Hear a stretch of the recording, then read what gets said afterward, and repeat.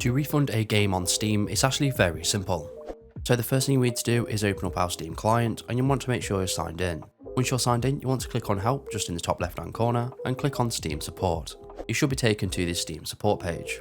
From here, you want to click on Purchases, and then you want to click on a game you've recently purchased. So in this case, I'm going to use Left 4 Dead 2. Onto your game support page, it should give you transaction details, including your date and time of purchase.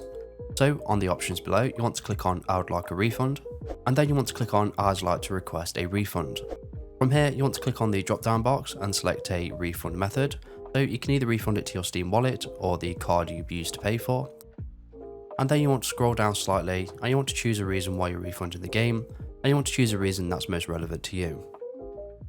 You then want to add a note on the reason why you want to refund the game. This is optional, and then you want to click on Submit Request.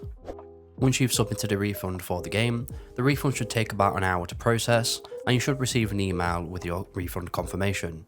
It's important to note that to be eligible for a refund, the game must have been purchased within 14 days, and you can no longer have more than 2 hours of playtime.